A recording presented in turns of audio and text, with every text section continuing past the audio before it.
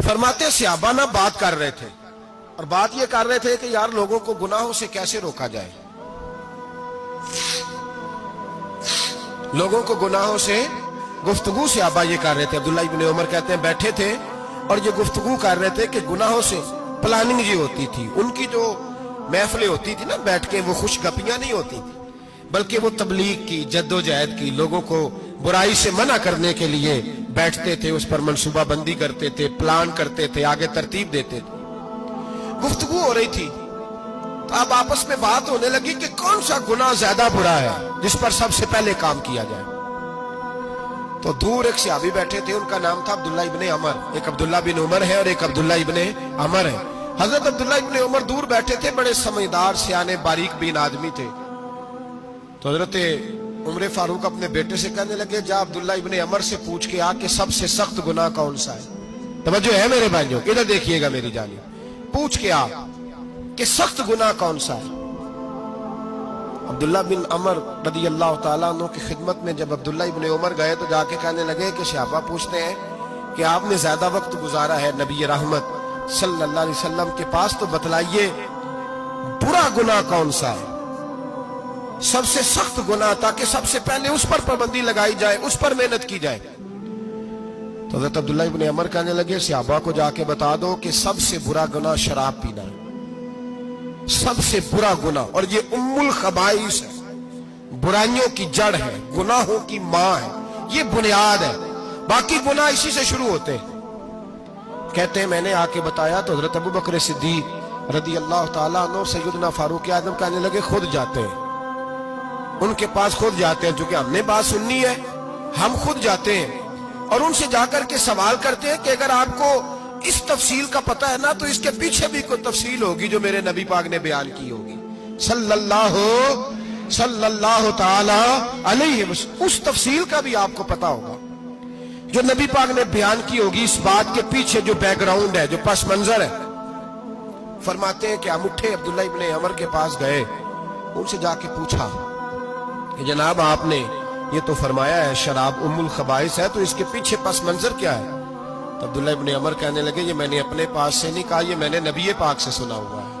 हुजूर सैयद आलम सल्लल्लाहु अलैहि वसल्लम बैठे थे तो हुजूर ने फरमाया शराब ये नशा ये बुराइयों की मां है।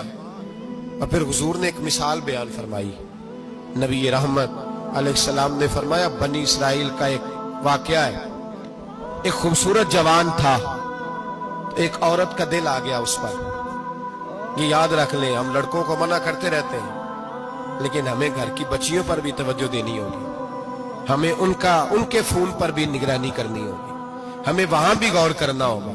इसलिए कि अगर कोई बच्ची गुंजाइश ना दे तो मेरा ख्याल है कि लड़का जुर्रत करने की ताकत नहीं रखता, तो वहां भी उनकी अम्मा से कहे कि पाबंदी लगाए, बच्ची किसी का मोबाइल लेकर के कहीं उसको इस्तेमाल तो नहीं कर रही, इस पौधे पर भी तवज्जो दे, दरख्त बनने से पहले इसकी भी निगरानी करें, ये भी बड़ा जरूरी काम है। औरत का दिल आ गया तो नबी पाक अलैहिस्सलातु सलाम फरमाते उसने कोई बहाना लगाया, किसी को कहा कि उस नौजवान को बुला के लाओ, उसको कहो कि हमने कोई गवाही लेनी है तुझसे। वो नौजवान आया, एक कमरे में दाखिल हुआ तो अगले कमरे में ले गए, वहां दाखिल हुआ तो उससे अगले कमरे में ले गई, वो दाखिल हुआ तो इसी तरह 7 मुकफ्फल कमरों में ले गई। मेरे करीम रसूल मेरे महबूब पाक अलैहिस्सलाम फरमाते सहाबा को समझा रहे हैं मीठे लबो लहजे में, फरमाते जब सबसे पिछले कमरे में ले गई तो एक लड़का बंधा हुआ था वहां रस्सियों से, शराब का प्याला पड़ा हुआ था।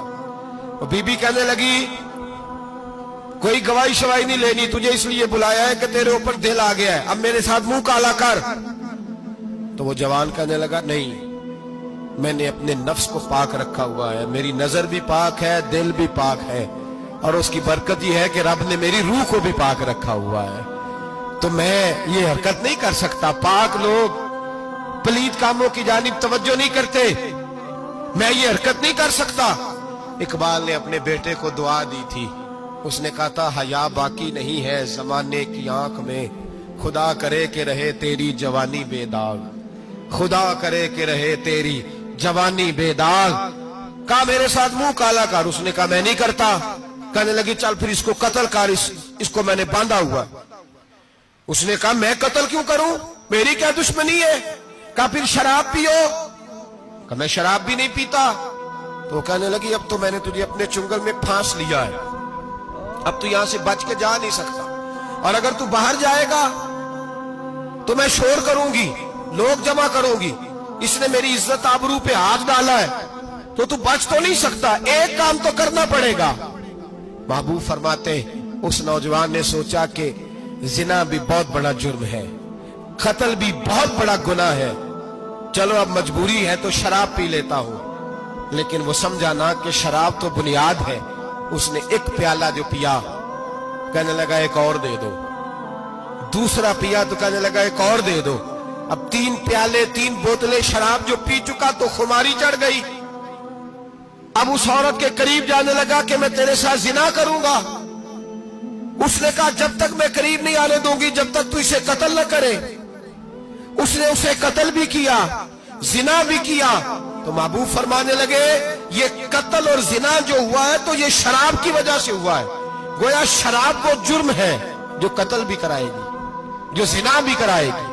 और अगर आप नशई को देखें, अगर आप शराबी को देखें, तो क्या वो डकैतियां नहीं करता फिरता, वो चोरियां नहीं करता, वो अपनी ही माँ का जेवर नहीं बेच आता, वो अपनी ही बहन का पड़ा हुआ जहेज नहीं बेच आता, वो अपने ही घर में डाके नहीं डालता, वो अल्लाह के घर मस्जिद में आकर के चोरी नहीं करता,